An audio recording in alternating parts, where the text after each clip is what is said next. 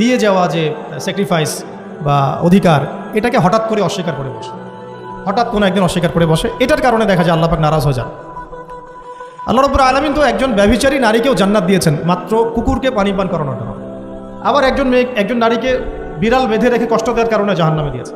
তো জবান এমনই একটা কঠিন জিনিস, যেটাকে নিয়ন্ত্রণে না রাখলে আমাদের জন্য ক্ষতি হবে। আল্লাহ পাক আমাকে আপনাদের সবাইকে জবান হেফাজতে রাখার তৌফিক দান করে দেন। আর কিছু বিষয় হচ্ছে, কিছু শাসন সমাজে থাকে, মানে পরিবারের মধ্যে থাকে। এই শাসনগুলো কখনোই মেয়েদেরকে বিপথে নিয়ে যাওয়ার জন্য নয়, বরং যে আপনাকে মহব্বত করবে সেই আপনাকে শাসন করবে। যে আপনাকে মহব্বত করে সেই কিন্তু আপনাকে শাসন করবে। যার আপনার ব্যাপারে কোনো কেয়ার নাই সে কিন্তু আপনাকে শাসন করতে আসবে না। আপনি কোথায় যান তার তো কোনো যায় আসবে না। আর যে আপনাকে চাইবে, জোর করে টেনে নিয়ে আসতে চাইবে জান্নাতের পথে, সে কিন্তু আপনার উপর মাঝে মাঝে শাসন করতে পারে। ওই অধিকারটুকু দিতে হবে। আর আমাদের মেয়েদেরকে ওই মেজাজেও তৈরি করতে হবে। তো পারিবারিক বিষয়গুলোর ক্ষেত্রে আসছিলাম, এটা একটু পরে আবার আসছি ইনশাআল্লাহ, যে ইলমের সাথে আমলটা খুব জরুরি। এবং আমলের ক্ষেত্রে শুধু নামাজ, রোজা, হজ, যাকাত এটাকে আমি মিন করছি না।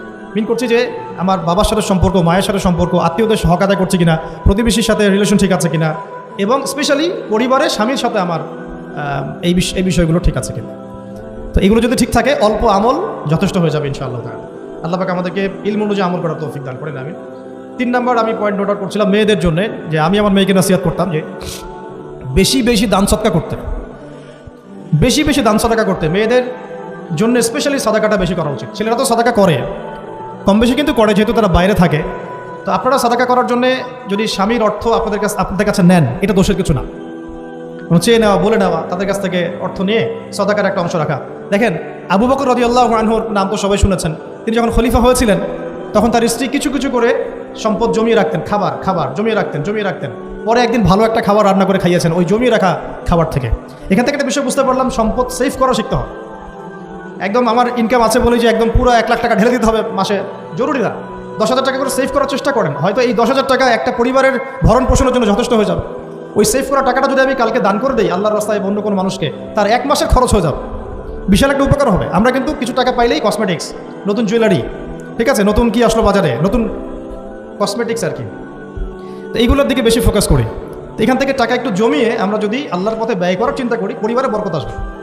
এই জন্য সম্পদকে মূল্যায়ন করা। রিজিক আল্লাহ পাক দিয়েছেন বলেই সব যে ঢেলে দিতে হবে, এটা ভালো নয়, কাজটা ঠিক না।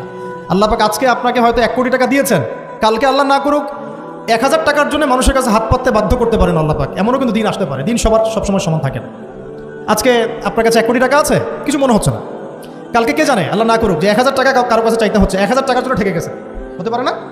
তো রিজিককে মানুষ তাজিম না করলে রিজিক দূরে চলে যায়। 2টো বিষয় খেয়াল রাখবেন, 2টো বিষয়। এক হচ্ছে মাঝে মাঝে মনের মধ্যে কিছু আমল করার ইচ্ছা আসে।